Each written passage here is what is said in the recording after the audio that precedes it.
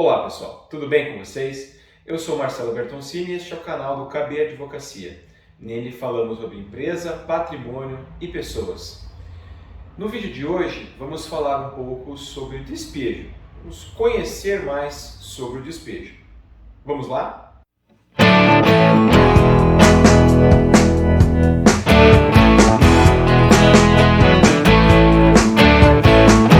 Então pessoal, como comentei, hoje falaremos sobre despejo. Vamos conhecer mais sobre o despejo, né? Então, quando eu estou falando de despejo, estou falando daquela ação de despejo, aquela prevista lá na Lei de Locações, ou Lei do Inquilinato, né, que é a Lei 8.245 de 1991.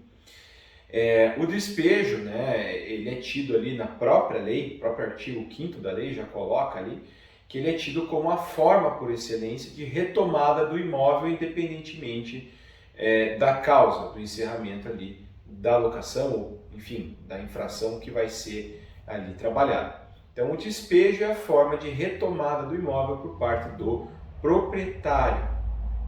Então, o despejo, ele tem esse fundamento, esse objetivo, mas por que eu posso entrar com uma ação de despejo? Quais são os motivos para se entrar com uma ação de despejo?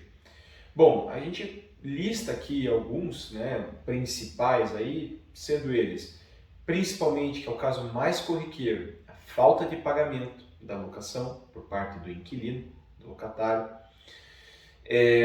uma violação contratual. As violações contratuais, né, ou seja, tudo que está ali no contrato de locação como obrigação do locatário, do inquilino, né, aquilo sendo desrespeitado, sendo violado, aquilo vira um dos motivos para se entrar com uma ação de despejo. As principais aqui são ausência de fiança. Então você fez lá, o proprietário, um contrato de locação com essa pessoa apresentou um fiador, ou contratou um seguro fiança, e assim por diante, né? Tinha essas modalidades aí de fiança, só que por alguma razão esse fiador não existe mais, ou deixou de ser fiador dessa pessoa, ou então o seguro fiança se exonerou disso também, dessa obrigação, e a pessoa está sem fiador. Então essa é uma questão também que pode servir ali como motivo para a ação de despejo ser proposta. A outra infração contratual que cabe aqui é o da sublocação não autorizada. Então você aluga o imóvel para a pessoa e no contrato coloca que é ela que deve usar e que está vedada a sublocação, ou seja, que o locatário loque para terceiros aquele espaço ou parte dele e assim por diante. Então a infração com relação à sublocação também pode ser motivo para uma infração contratual que leve a uma ação de despejo. E por fim, danos à propriedade. Os danos à propriedade, ou seja, né, você entregou o imóvel no estado de conservação, a pessoa naquele período que ela está lá começou a gerar danos, fazer buraco na parede, furar cano, enfim, deteriorar aparelhos essenciais da casa, como um aquecedor a gás, por exemplo, estragar piso, azulejos, enfim, questões aí que são um pouco mais difíceis de serem averiguadas, mas que, em sendo, podem aí dar causa para uma ação de despejo. O que é muito importante quando a gente fala de um despejo? Aquilo que eu venho alertado com relação à locação de um modo geral. É muito importante que você tenha uma comunicação clara, eficiente com o seu inquilino, com o locatário. Ou que a empresa lá, a imobiliária que está trabalhando a locação para você, estabeleça essa comunicação de forma clara, eficiente, que tudo seja muito transparente e que as coisas evoluam do jeito que a comunicação apresente todo o histórico da situação para que você possa evoluir ali para um despejo. Então, proprietário, é muito importante que você mantenha tudo isso bem guardado, armazenado, que essas informações fiquem claras, objetivas, Olha, senhor inquilino, o senhor não pagou a locação do último mês, por favor faça o pagamento. Senhor inquilino, o senhor ainda não fez o pagamento, por favor faça o pagamento já corrigido, atualizado e com a aplicação da multa. Senhor inquilino, o senhor não pagou ainda aquele do aluguel anterior com a multa e está agora inadimplente com o deste mês. Sabe? Todo esse trabalho, todo esse levantamento de informações, toda essa comprovação serve para que o despejo funcione melhor para você, proprietário. Que o despejo ele seja mais eficiente, que ao aquilo ser apresentado para o juiz no primeiro momento, já se possa até fazer um pedido de liminar de despejo. Ou seja, no começo do processo você tirar a pessoa do imóvel. Mas é importante ter as provas. Então, vai mandar essa notificação, vai mandar essa informação lá para o inquilino, faça por escrito, evite áudios, evite ligações. Até pode mandar áudio e ligação, mas grave essa comunicação, né, verbal. Né? E aí você trabalha com a parte escrita em conjunto. Então, mande uma mensagem via WhatsApp, um SMS, o que seja, um e-mail, e liga. Olha, e aí? Estou ligando por causa da minha mensagem aqui no meu e-mail. Vai pagar, não vai pagar? Qual é a situação? Qual não está? Vamos lá, vamos resolver. E apresente tudo isso. Tenha isso bem arquivado, bem guardado, para você poder utilizar isso como prova para uma eventual ação de despejo. Então, procure estar acompanhado também, nesse caso, já de um profissional da área. Esteja acompanhado de uma imobiliária, mas não só da imobiliária, como uma imobiliária que tem ofereça um serviço jurídico, ou até mesmo já esteja você com um advogado, uma advogada, um escritório ali que te acompanhe nesses procedimentos para que você faça eles com segurança. Então você vai fazer essas comunicações, não chegou, procure um advogado, procure um escritório. Às vezes a notificação vindo de um escritório de advocacia faz a pessoa querer resolver mais rápido, se mexer melhor, né? Te dá um retorno mais expresso. Tá? Não deu, faz com o teu escritório de advocacia uma notificação, notifique extrajudicialmente o teu inquilino, o teu locatário. Então, notifique dizendo todo o histórico, indicando qual é a violação que está acontecendo, se é falta de pagamento, se é uma violação do contrato, se é algum dano que foi notado, noticiado por alguém. Né? Então, tudo isso é muito importante. Notifique da violação contratual que está ocorrendo. Na sequência, e pedindo uma solução. Na sequência, não veio resposta, não veio uma apresentação de solução, notifica novamente, falando, pedindo a solução, e que se não for dada uma solução, o despejo é a opção jurídica e legal possível para o seu caso. Não resolveu absolutamente nada, não veio solução depois dessas duas notificações, trabalhando ali num prazo de uns 15 dias, 30 dias no máximo, não veio retorno, aí você já tem um conjunto de documentos muito bem preparado, um caderno de documentos muito bem preparado para você entrar com uma ação de despejo.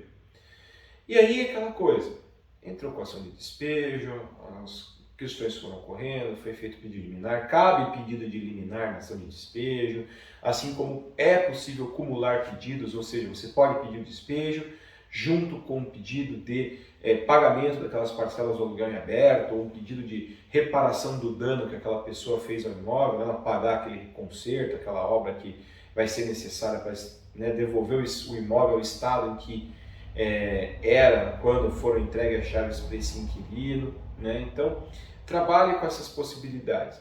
Feito o despejo, funcionado com uma liminar concedida, ou então com uma ação já julgada aí procedente, ou seja, conhecendo ali, autorizando o despejo, o que vai acontecer? O juiz vai expedir, ou seja, vai gerar ali um documento chamado mandado de despejo. Isso vai para o oficial de justiça, que vai intimar o inquilino, o locatário, que ele tem ali, na regra geral, 30 dias para desocupar o imóvel de forma voluntária, ou seja, ele tem 30 dias para cair fora. Em alguns casos, que são algumas exceções da própria lei, esse prazo pode ser de 15 dias. Tá? Então, feito esse prazo de 15 dias, aí vai lá o mandado, o oficial entrega 15 dias para a pessoa sair voluntariamente. A pessoa não saiu do imóvel, não saiu voluntariamente do imóvel. Aí você tem autorização legal, a lei permite isso, né? Informa o juiz que a pessoa não saiu do imóvel e se pede ali a execução forçada do despejo. Infelizmente, é uma situação não muito agradável, mas o que acontece é que você pode pedir o uso da força, ou seja, um oficial de justiça que arrombe a porta, né? Às vezes vai força policial para retirar as pessoas, né? Enfim, aquela situação nada agradável, em que daí a força vai ser utilizada, mas lembrem-se, mais importante, a pessoa não cumpriu a ordem de despejo, ela tem que ser cumprida a força, mas essa força é do Estado, pessoal, pelo amor de Deus. Você tem que noticiar o juiz do descumprimento da ordem, ou seja, noticiar o juiz que a pessoa não saiu do imóvel, com essa notificação, né, com essa informação para o juiz, pedir a execução forçada e aí o juiz vai designar como isso vai ser feito, vai autorizar o oficial de justiça a arrombar a porta, vai autorizar a força policial estar junto para retirar as pessoas e assim por diante. Ou seja, o que eu quero dizer com isso, não vá fazer isso pelas suas próprias mãos, ok? E por fim, com relação a conhecendo um pouco mais o despejo, né, algumas informações gerais que é de importante, né, de relevante conhecimento. Né? Então, em primeiro lugar, como eu mencionei, é possível eliminar, ou seja, já no começo do processo, você pedir a ordem de despejo e ela ser concedida pelo juiz. Outra coisa interessante, você vai lá, entrou com a ação de despejo, a pessoa já está sabendo, né? Enfim, ela pega e sai do imóvel, antes de qualquer decisão do juiz, antes de eliminar, enfim, cai fora. O imóvel fica abandonado. Com o abandono do imóvel, o proprietário é possibilitado de se emitir na posse, ou seja, ele pode voltar a retomar o imóvel para si, ele pode entrar no imóvel.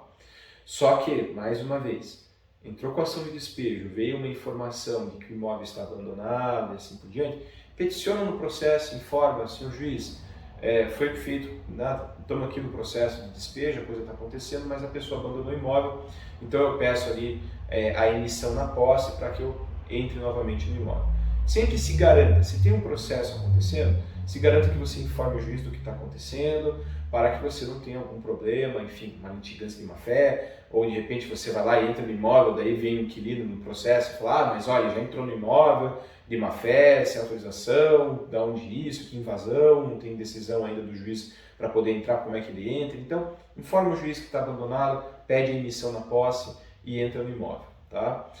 E por fim, uma curiosidade do processo de despejo, uma última, é que você entrou com ação de despejo, a situação, né, por N motivos ali que eu citei, você fez essa ação, foi concedida uma ordem, só que a ordem de despejo ela não pode ser executada numa hipótese que é, caso o ocupante do imóvel tenha perdido, ele tenha falecido um parente dele, seja o cônjuge, ascendente, descendente, irmão, se a pessoa está lá no imóvel, está na posse e tal, perdeu um familiar assim próximo, aí a ordem de despejo não pode ser executada nos próximos 30 dias após o falecimento dessa pessoa.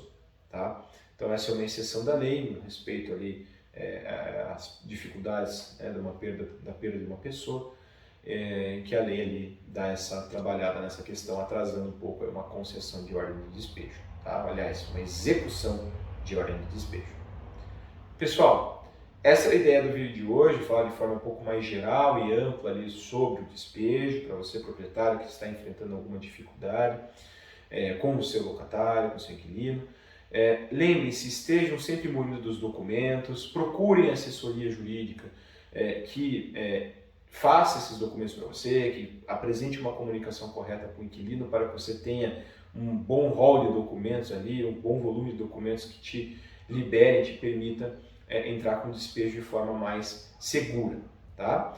É isso, obrigado pela interação no canal, pela participação nas redes sociais, continuem lá conosco, críticas, sugestões são sempre muito bem-vindas e nos vemos no próximo vídeo. Até lá!